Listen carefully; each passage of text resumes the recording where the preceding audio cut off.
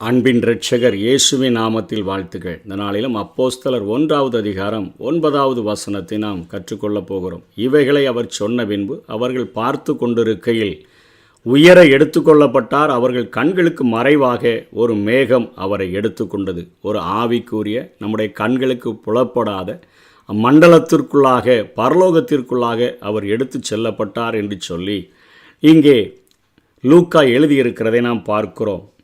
பரமேறி சென்ற இயேசு கிறிஸ்துவினால் எனக்கு என்ன நன்மை, பரமேறுதலால் வந்த பாக்கியங்கள் என்ன என்பதை குறித்து நாம் இந்த செய்தியிலே கற்றுக்கொள்ளப் போகிறோம். கிறிஸ்து தமது உலக வாழ்நாள் காலத்தில் பரமேறி செல்வேன் என அவர் கூறிக்கொண்டே இருந்ததை நாம் பார்க்க முடியும்.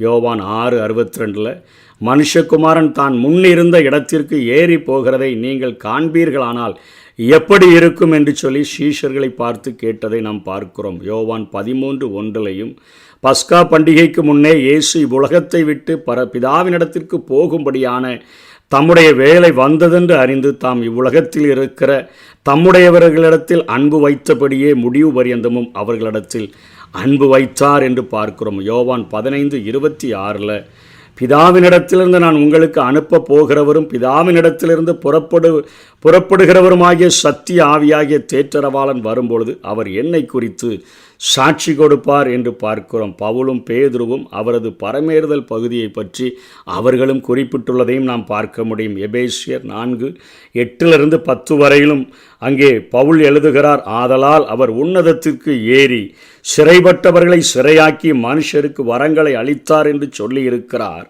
ஏறினார் என்பதினாலே அவர் அதற்கு முன்னே பூமியின் தாழ்விடங்களில் இறங்கினார் என்று விளங்குகிறதல்லவா.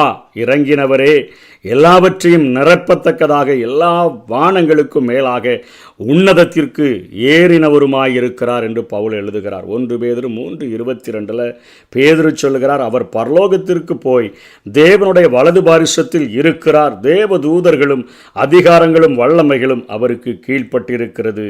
அவர்தாம் சொன்னபடியே ஆகாயங்களின் வழியாக கடந்து பரமேறி சென்று பிதாவினுடைய வலது பாரிசத்தில் உட்கார்ந்தார் என்று சொல்லி நாம் பார்க்கிறோம்.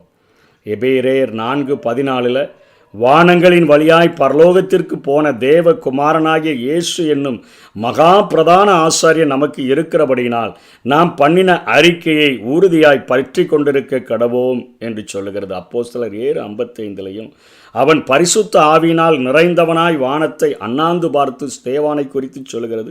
தேவனுடைய மகிமையையும் தேவனுடைய வலது பாரிசத்தில் இயேசு நிற்கிறதையும் கண்டு என்று சொல்லி பார்க்கிறோம். பரிசுத்த ஆவியினால் நிறைந்து கண்கள் திறக்கப்பட்டவனாக ஸ்தேவான் பார்க்கும் பொழுது அங்கே இயேசு கிறிஸ்து தன்னை வரவேற்பதற்காக பிதாவினுடைய வலது பாரிசத்தில் எழுந்து நிற்கிறதை நான் பார்க்கிறேன் என்று சொல்கிறதை பார்க்கிறோம். 40 நாளளவும் இந்த பூமியிலே தன்னை உயிரோடு இருக்கிறவராக காண்பிக்கும்படியாய் செய்த இயேசு கிறிஸ்து பரமேறி சென்றாரே.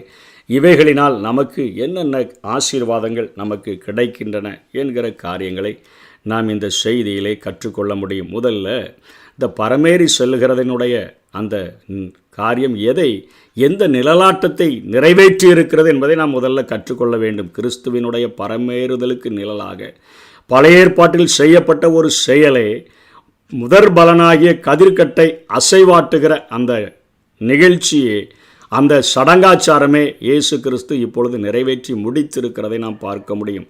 லேவியராகமம் 23வது அதிகாரம் 9-11 வரையிலும் பார்க்கும் பொழுது கர்த்தர் மோசேயை நோக்கி சொல்கிறாரு, இன்னைக்கு இஸ்ரவேல் புத்திரரோடே சொல்ல வேண்டியது என்னவென்றால், நான் உங்களுக்கு கொடுக்கும் தேசத்தில் நீங்கள் போய் சேர்ந்து அதன் வெள்ளாண்மையை அறுக்கும்போது உங்கள் அறுப்பின் முதற் பலனாகிய ஒரு கதிர்கட்டை ஆசாரியனிடத்தில் கொண்டு வர கடவீர்கள். உங்களுக்காக அது அங்கீகரிக்கும்படி ஆசாரியன் அந்த கதிர்கட்டை ஓய்வு நாளுக்கு மறுநாளில் கர்த்தருடைய சந்நிதியில் அசைவாட்ட வேண்டும். அது ஓய்வு நாளின் மறுநாளாகிய ஞாயிற்றுக்கிழமைகளில் செய்யப்பட்டு வந்ததும் கவனிக்கப்படத்தக்கதாக இருக்கிறது. ஓய்வு நாளுக்கு மறுநாளிலே என்பது அவர்கள் ஓய்வு நாளை சனிக்கிழமை ஆசரித்தார்கள்.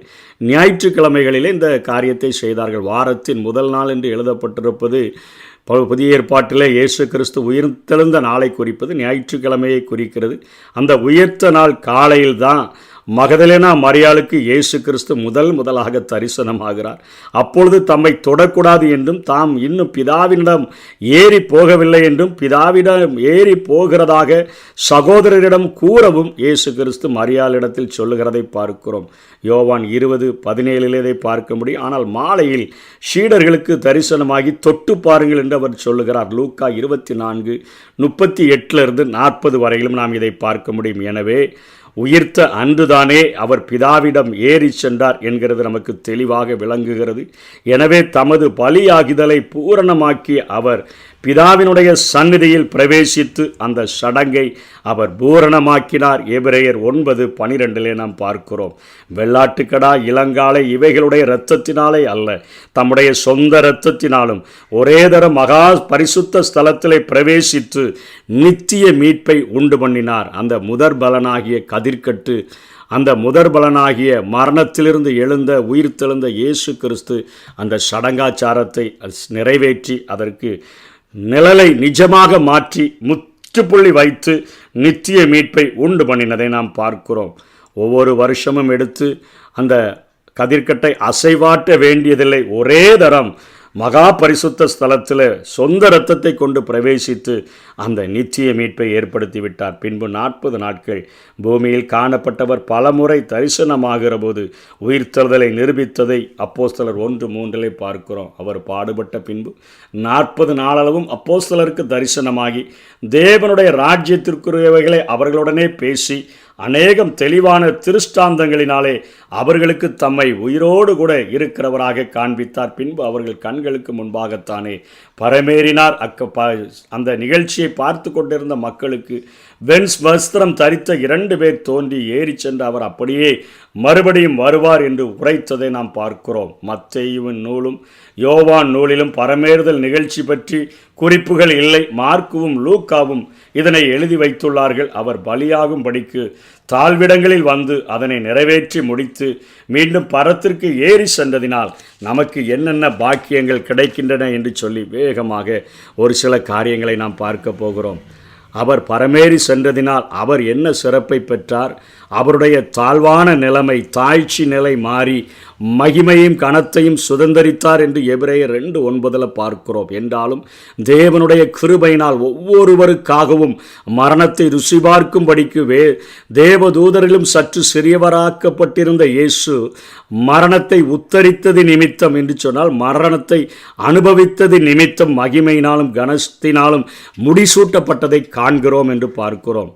இதனால் நமக்கு என்ன பாக்கியம் கிடைக்கிறது? நம்முடைய தாழ்ச்சி இழிவு நிலை மாற்றப்பட்டு நாம் அவருடன் உட்கார வைக்கப்படுவோம் என்கிற உறுதியை நமக்கு அளிக்கிறது. நமது சரீரம் அவருடைய சரீரத்திற்கு ஒப்பாக மாற்றப்படும். பிலிப்பியர் 3:21 அவர் எல்லாவற்றையும் தமக்கு கீழ்ப்படுத்தி கொள்ளத்தக்கதாக தம்முடைய வல்லமையான செயலின்படியே நம்முடைய அற்பமான சரீரத்தை தம்முடைய மகிமையான சரீரத்திற்கு ஒப்பாக மறுரூபப்படுத்துவார் என்று சொல்லி பவுல் அப்போஸ்தலன் எழுதியிருக்கிறதை பார்க்கிறோம்.